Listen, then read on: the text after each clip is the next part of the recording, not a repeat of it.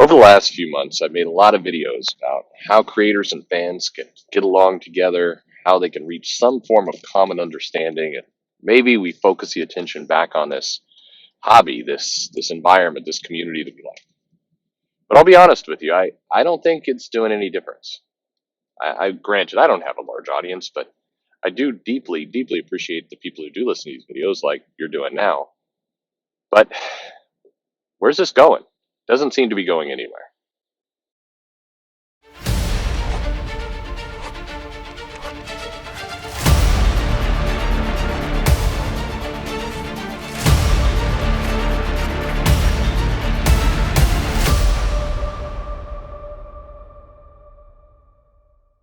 Hey there, this is Perch. That opening was pretty depressing, but and maybe this is going to be a depressing video. I don't mean it to be. I just want to kind of speak honestly and kind of as from the heart as possible.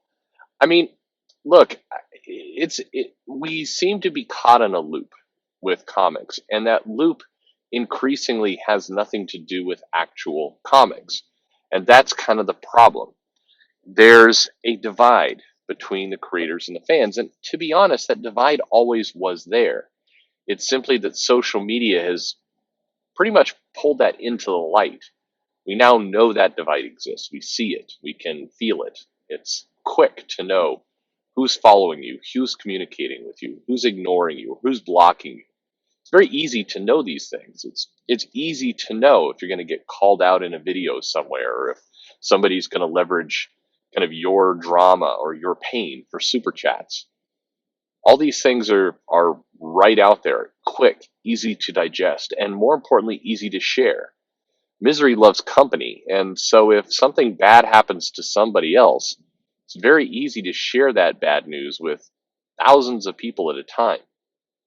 I often regret the things I share.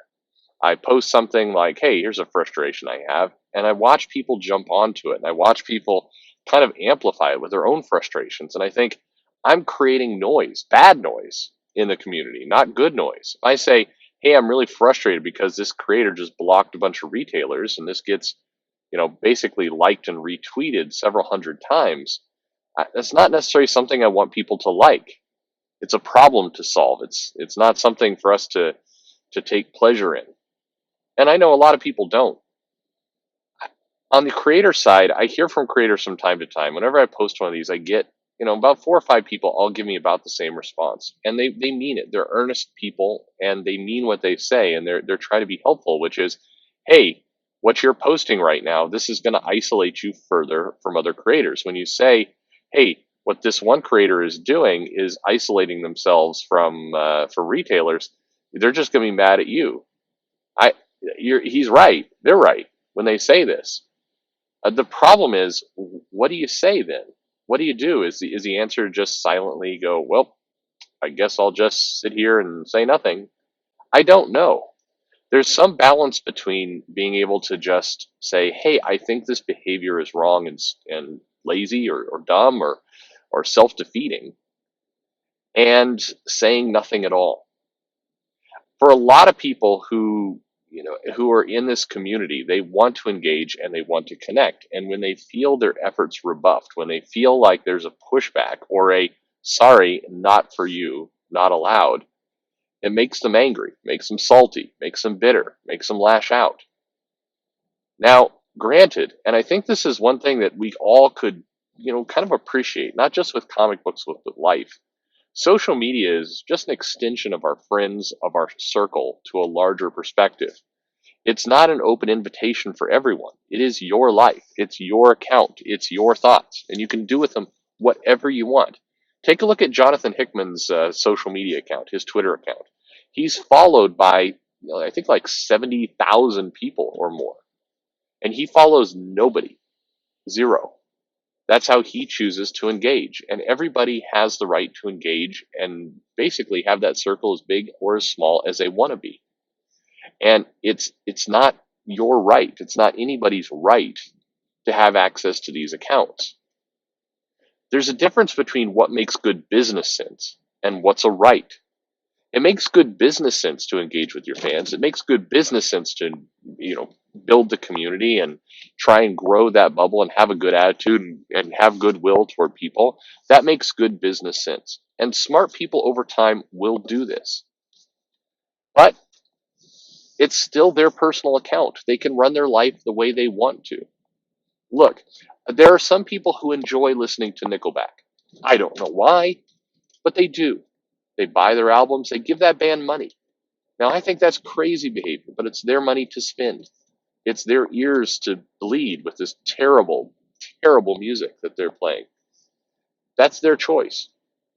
And the same thing is true with comic creators. And so it's important that we don't get wound up, too wound up, at least, when these things happen.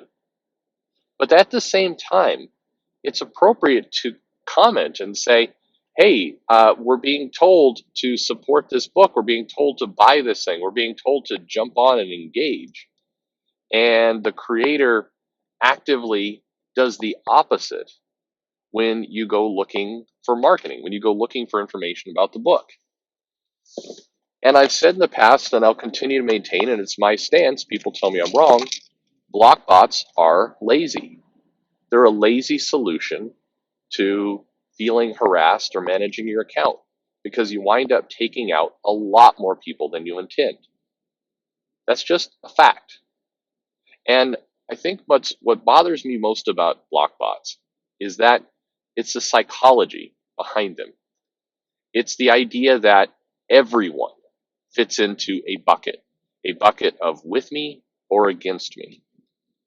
In a world where there's only two polarized sides, block bots feed that. It's you're my friend, you're welcome in, or hey, you associate with somebody else. I don't know you. I've never talked about you. You're a complete stranger to me. But for this one tangential reason, you are officially on the other side.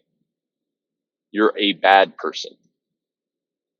It's not like people are blocking people for, just reduction of noise or, it's not like your friendship circles. In real life, when you're out hanging out with friends, I think most people, hopefully, in their heads, recognize the fact that a lot of the strangers they see passing them on the street, probably good people, and could be friends of theirs if they chose to invite them in. But they've got 6 friends, 10 friends, 50 friends, however many friends they have, real life friends, and they don't need a 51st friend. They are happy with their social circle. So they don't go and invite some random stranger to the table and start talking them up. That's normal. Social media is not that way. And blocking somebody is not inviting to the table. It's saying, you're bad. You belong behind a wall away from me. I wish you would just disappear. And that's that polarized world of A or B. And I don't care which A or B you fall in or which group you fall in. I don't care if you like this person, hate this person. I don't care where you fall in the great comic ideological divide that seems to be bothering everybody. It just, blocking people into two groups seems terrible. It's terrible for our community. And that's what I started this video. I don't know how to reverse that. I could do 1,000 videos. It's not going to help. I could grow my subscriber count to 100,000 people. I could double what your boy Zach has. It wouldn't matter. People's psychology it will be what it will be. And I think in comics we have to start looking for some other options here. If we want this community, if we want this thing to grow. And I know on some other videos, some other channels, people say the community word is a bad word or it's a soy word. Jesus Christ, people, come on. You sound like an idiot. I'm sorry. I say it to your face. The community is simply a word to describe a bigger hobby. It's all of us are enjoying something, some aspect of sequential storytelling, some collection ability, something. That's what we're trying to enjoy, and we want to keep enjoying it, and we want to keep having content. We want to push ourselves to greater heights.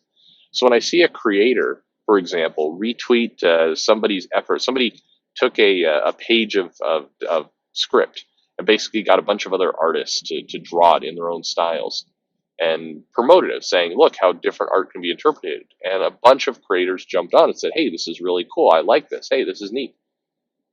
Cool. That's great. That's growing these ideas, growing this community. But there's got to be more than that.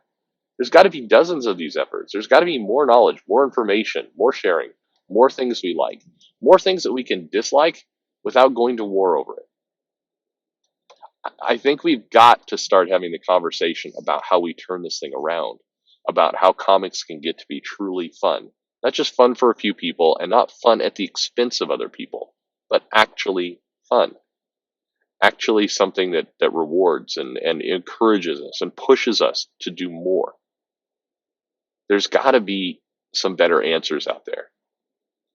And I know, there are people who will say, hey, I'm very comfortable in my life. I'm very comfortable slamming the people I slam and engaging the way I engage, and that pushes me to do more.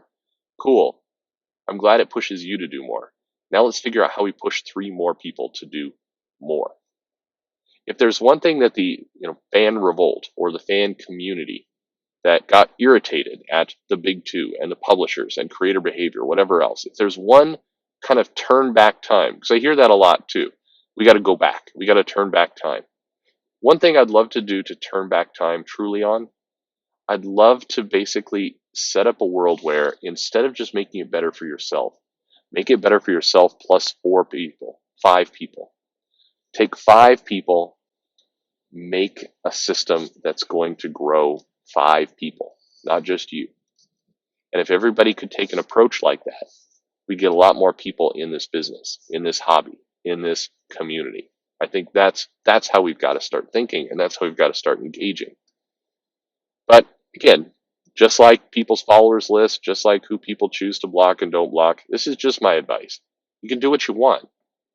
You don't have to follow. You don't have to do anything. You can say, this guy's stupid. He's, dumb soy beta, whatever you want to call me. It doesn't matter. I don't want to sound defeated here. And I know there's a bit of that in my voice.